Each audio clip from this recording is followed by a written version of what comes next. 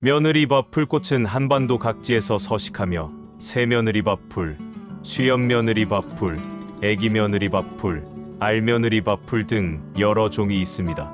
잎은 달걀형 또는 긴 타원형이며 매년 7, 8월의 가지 끝에 이삭꽃이 차례로 피고 홍자색이 15에서 20mm 아래 위 간격이 넓고 녹색의 포의 가시 같은 돌기는 짧고 조그만합니다. 크기는 30에서 50cm이고 뭉툭하게 네모진 줄기에는 짧은 털이 나 있습니다. 좁은 달걀 모양 잎은 마주나며 잎의 가장자리는 밋밋하게 생겼습니다. 꽃은 여름에 분홍색으로 피며 긴 통 모양으로 생긴 꽃뿌리는 끝이 입술처럼 두 갈래로 갈라졌으며 아래 십술 꽃잎 가운데에 밥알처럼 생긴 흰색 무늬가 2개 있습니다. 왜 이 풀이 며느리밥 풀꽃이라는 이름이 붙였는지 대한 전설입니다. 옛날 하늘이 유난히도 맑고 산마다 짙은 안개가 춤추던 어느 깊은 산골 마을에 한 어머니와 그녀의 아들이 살고 있었습니다. 이 아들은 어릴 적부터 부모님의 말씀을 거역한 적이 없을 만큼 효성이 지극했습니다. 마을 사람들 모두가 그를 칭찬했습니다. 아이고, 저 집 아들은 꼭 금덩이로 만들어야 한다니까. 세월이 흐르고 아들은 건장한 청년으로 자랐습니다. 이웃 마을에서도 소문난 어진 처녀와 인연을 맺어 성대한 잔치를 올리고 한 집에 살게 되었습니다. 그리고 이 새로 들어온 며느리 또한 마음씨가 너무 고왔습니다. 남편을 정성껏 섬기고 시어머니를 친어머니처럼 모시며 아침이면 해보다 먼저 일어나고 밤이면 별보다 늦게 잠자리에 들었습니다.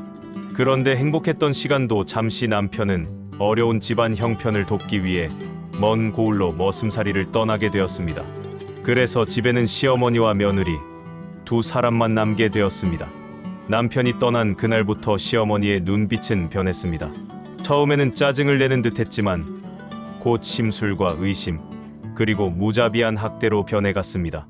며느리가 빨래터에 가면 어디서 뭘 하고 왔느냐며 쏘아붙였고 깨끗하게 빨아 온 빨래를 보자마자 이게 빨래냐 더럽기 짝이 없구나 하며 마당 한가운데 내던졌습니다.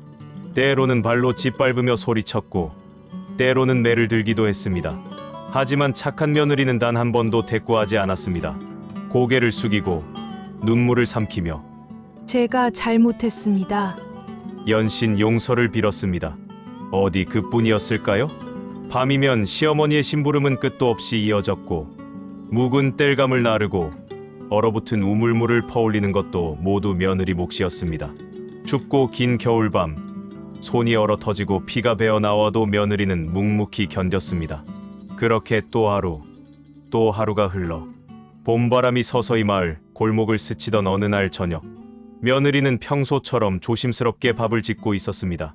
솥뚜껑 사이로 밥 익는 구수한 냄새가 솔솔 퍼졌습니다. 밥이 다 되었나 싶어 그녀는 슬쩍 솥뚜껑을 열어 하얀 밥알을 몇 톨 입에 넣었습니다. 아직 뜸이 덜 들었네. 그저 밥이 제대로 되었는지 확인하기 위한 작은 행동이었습니다.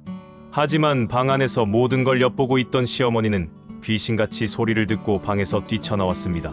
감히 어른보다 먼저 밥을 먹어? 이 싸가지 없는 계집아이 같으니라고. 분노에 찬 시어머니는 손에 쥔 막대기로 며느리를 사정없이 내리쳤습니다. 며느리는 놀라 입에 밥알을 문 채 뒤로 넘어졌습니다. 몸은 가냘펐고 마음은 이미 지쳐 있었습니다. 결국 밥알을 삼키지도 못한 채 며느리는 싸늘하게 식어갔습니다. 얼마 후 이 비극을 전해 들은 아들은 눈이 벌개진 채 마을로 뛰어 돌아왔습니다.